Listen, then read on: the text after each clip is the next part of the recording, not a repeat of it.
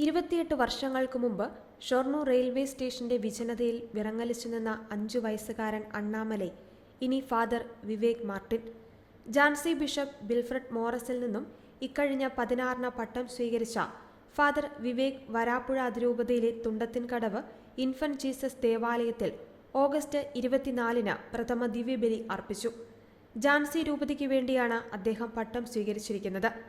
മാതാപിതാക്കളുടെ മുഖമോ സ്നേഹമോ ഓർമ്മയിലില്ലാത്ത ആ ബാല്യത്തിലേക്ക് ദൈവനിയോഗം പോലെ കടന്നുവന്നത് ജീസസ് യൂത്ത് പ്രവർത്തകനായ റെക്സി ഡിക്രൂസ് എന്ന കാരുണ്യമായിരുന്നു.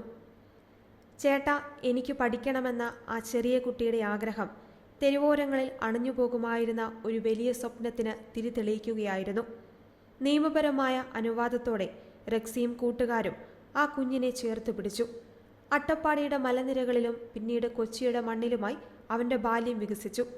പാട്രിക്, ജോസി, രാജേഷ്, ടോണി എന്നിങ്ങനെ ഏതാനും സുഹൃത്തുക്കൾ ചേർന്നായിരുന്നു ഇങ്ങനെയുള്ള കുട്ടികളെ സംരക്ഷിച്ചിരുന്നത്.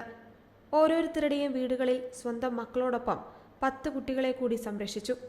പാട്രിക്, മനു ദമ്പതികളുടെ കൂടെയായിരുന്നു വിവേക് കുറേ വർഷങ്ങൾ ജീവിച്ചത്. 10ാം ക്ലാസ്സിൽ സ്കൂൾ ലീഡറായ ആ മിടുക്കൻ പിന്നീട് തന്റെ ജീവിതം ദൈവത്തിനു വേണ്ടി സമർപ്പിക്കുവാൻ ആഗ്രഹിച്ചു.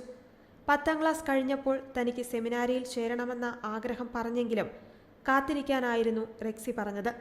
തുടർന്ന് +2 പാസ്സായി. വീണ്ടും സെമിനാരിയിൽ ചേരുവാനുള്ള ആഗ്രഹം പ്രകടിപ്പിക്കുകയായിരുന്നു. അങ്ങനെയാണ് ജാൻസി രൂപത സെമിനാരിയിൽ ചേർന്നത്.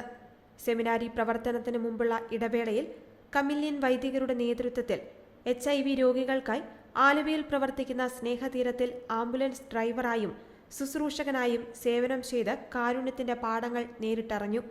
തെരുവിന്റെ മാറിൽ നിന്നും സ്നേഹത്തിന്റെ കൈകളിലേക്ക് എടുത്തുവച്ച ആ കുഞ്ഞിന് ഒരേ സമയം ഒരു മനുഷ്യന്റെ ജീവകാരുണ്യത്തിന്റെ വിജയവും ദൈവത്തിന്റെ അത്ഭുതകരമായ തിരുക്കര സ്പർശവുമാണ്.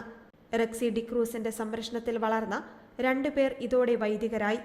2 പേരിപ്പോൾ സെമിനാരി വിദ്യാർത്ഥികളുമാണ്. News desk, Shalom news.